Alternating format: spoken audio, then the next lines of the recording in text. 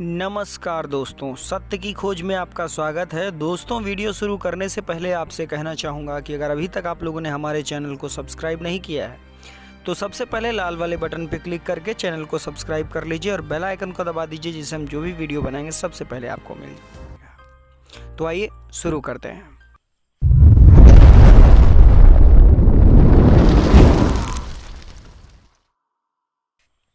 दोस्तों, क्या आपको पता है कि हमेशा से ही कहानी को देख करके उसमें तस्वीर बनाई जाती है।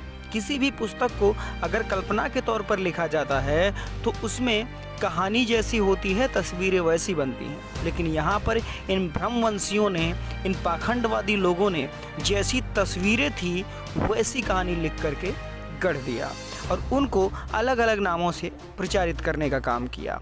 यहाँ की मूल संस्कृति को चुरा करके अपनी संस्कृति को बना करके और उसमें फेरबदल करके यहाँ पर प्रचारित करने का काम किया, जिससे यहाँ के लोगों को सिर्फ भ्रमित किया जा सके और भ्रम में डाला जा सके। यहाँ के लोग उस सच्चाई तक ना पहुँच पाएँ जिस सच्चाई तक वो जाना चाहते हैं। लेकिन इस बात को कोई भी गौर नहीं करता। यहाँ के पढ़े लिखे बड़े बड़े पीएचडी होल्डर, बड़े बड़े आईएएस अधिकारी, आईपीएस अधिकारी, बड़े बड़े पदों पर बैठे बैठे बड़े बड़े स्कॉलर्स जो यहाँ पर ऊंचाइयों पर पहुँच गए हैं, वो भी उन बातों को जानना नहीं चाहते, उस सच्चाई तक पहुंचना नहीं चाहते। कारण क्या है? इसमें लोगों की भावनाएं जुड़ गई हैं, जिससे वो लोग उतनी ऊंचाई की बात ही नहीं कर पाते हैं। आप इस बात को समझ लीजिए।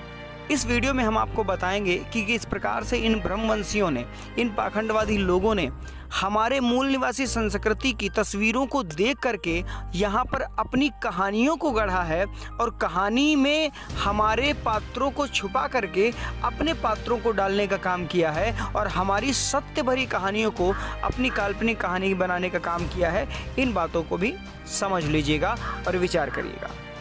तो आइए बात करते हैं सबसे पहली तस्वीर की। आप सबसे पहले ये तस्वीर देख लीजिए। ये जो तस्वीर है, आपको क्या लगता है? आपको दिखने में तो लग रहा होगा कि ये जो तस्वीर है ये लक्ष्मी की तस्वीर है, जिसमें एक तरफ में एक हाथी, एक तरफ में एक हाथी, और जिसमें आप देख रहे होंगे हाथ में कमल का फूल है। लेकिन आपको पता है ये जो तस्वीर है ये कहाँ से कॉपी किया हुआ है? नहीं पता होगा, मैं आपको बताता हूँ। तो आप लोग दिल थाम कर बैठिए, आप लोग गौर करिए। ये जो तस्वीर है ये इस मूर्ति से कॉपी है। देख सकते हैं ये मूर्ति कितना मैच करती है मूर्ति। लेकिन क्या आपको पता है ये मूर्ति किसकी है? ये मूर्ति मार्गदाता तथागत बुद्ध की माता की मूर्ति है। इन्हीं के गर्भ से जन्म लेने वाले सिद्धार्थ गौतम, जो आगे चल के बुद्ध बने थे, ये उन सिद्धार्थ गौतम की माता की मूर्ति है, जिनका नाम महामाया था। ये राजा शुद्धोधन की पत्नी महामाया की मूर्ति है, को इन पाखंडवादी लोगों ने महालक्ष्मी बना दिया। आप समझिए भी, महालक्ष्मी, कभी कभी पैसे को ये लोग माया भी बोलते हैं और एक तरफ पैसे को लक्ष्मी भी बोलते हैं। दिमाग में कुछ दिमाग की बत्ती जल रही है। पैसे को ये लोग माया भी बोलते हैं, पैसे को ये लोग लक्ष्मी भी बोलते हैं। मतलब महामाया, महापैसा, महालक्ष्मी, नाम एक ही है, मैच करता हुआ है ना। तो आप समझ लीजिए, इस प्रकार से इन्होंने बड़ा ही फेरबदल किया है और हमारे इतिहास को चुराने का काम किया है। ज़रा ये दूसरी तस्वीर देखिए।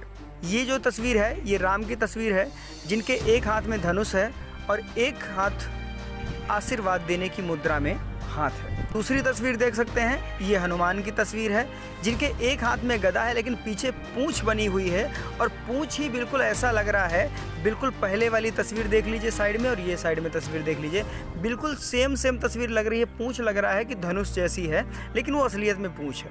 ये मैच करती हुई सेम तस्वीरें हैं। इन दोनों पात्रों को कहाँ से चुराया गया है, इन दोनों तस्वीरों को कहाँ से चुराया गया है, जिससे इन लोगों की कहानी आगे बढ़ पाई है।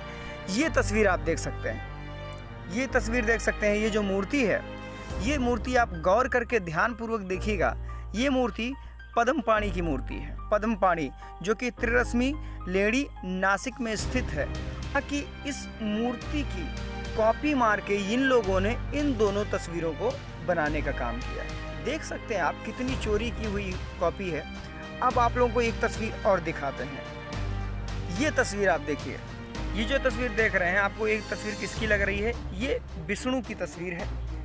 जैसा कि धर्म ग्रंथों में दिया हुआ है कि विष्णु शेष सैया पर लेटे होते हैं या बैठे होते हैं, जो कि क्षीण सागर में स्थित है। इन दोनों तस्वीरों को ज़रा गौर से देखिए। लेकिन क्या आपको पता है कि ये कहाँ से कॉपी की हुई है?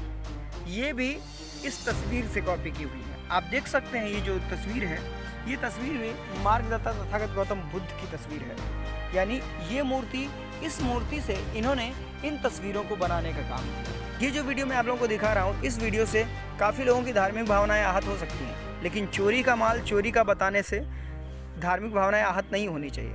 आपको अगर असलियत है, आप में सच्चाई है, तो आप लड़ाई करिए ना, इसके लिए संघर्ष करिए। आपने जो कॉपी मारी है, जो चोरी करी है, उसका तो पर्दाफाश तो होना ही होना है ना, आज नहीं तो कल होना है। तो वही पर्दाफाश कर रहे हैं, धार्मिक भावनाएं आहत मत करिएगा। और देखिए आगे आप लोगों को दिखाते हैं। ये जो तस्वीर आप लोग देख रहे हैं, ये तस्वीर बहुत ही फेमस तस्वीर है। ये पवन पुत्र हनुमान की तस्वीर है, जिनको बजरंग बली, मारुति, पता नहीं किन किन नामों से पुकारा जाता है और इनको बंदर बताया जाता है। ये जो तस्वीर है, ये हनुमान जी की तस्वीर है। लेकिन ये तस्वीर कहाँ से कॉपी की हुई है, आपको पता है? नहीं पता होगा। हालांकि पिछला एक वीडियो मैं बना भी चुका हूं, अगर नहीं देखा तो लिंक डिस्क्रिप्शन में है या आई बटन पे क्लिक करके भी आप लोग देख सकते हैं। इनके लिए असली पूरी वीडियो बना रखी मैंने इनके इस फोटो के ऊपर। ये मूर्ति किसकी है ये आप समझ लीजिएगा। मूर्ति है ये सत्य शोधक राहुल जी की मूर्ति है, जो कि स्थान ओबाकुसन बनपुकुजी, the greatest Chinese style temple in Japan में ये स्थित है। उस मूर्ति का कॉपी मार के इस तस्वीर को बनाया गया है। तो असलियत में ये तस्वीर भी झूठी निकली। अब आइए बात करते हैं सबसे महान इंसान की, जो कि तस्वीर कॉपी कहाँ से की गई है। ये तस्वीर आप देख सकते हैं। ये जो तस्वीर आप देख रहे हैं, ये भोले शंकर की तस्वीर है। इनको हिंदू देवी देवताओं में सर्वश्रेष्ठ माना जाता है, जिनके पीछे शेषनाग है और ये नागों का राजा बोला जाता है। ये शेषनाग है पीछे रखा हुआ, इनके सर के ऊपर गंगा जी दिख रही हैं और आप लोगों को दिख रहा होगा कि पीछे शेषनाग फन को फैलाए हुए हैं। तो ये जो तस्वीर है, ये भी चोरी की हुई तस्वीर है, ये उनकी खुद की तस्वीर नहीं है।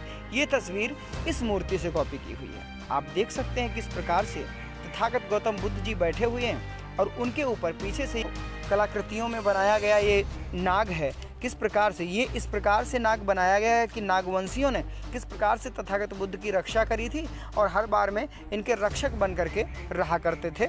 इसीलिए इन नागों को दर्शाने का काम किया जा रहा है। लेकिन इन पाखंडियों ने इस मूर्ति को इस तस्वीर में कन्वर्ट कर दिया और उनका नाम बदल दिया। ये आपको समझना है, आपको विचार करना है। तो आपको सोचने की बातें हैं कि किस प्रकार से इनके में सत्यता कितनी है, आपको विचार करना है। सच्चाई तक पहुंचिए। सत्य की खोज चैनल को सब्सक्राइब करिए और वीडियो को ज़्यादा से ज़्यादा शेयर करिए। बहुत बहुत धन्यवाद।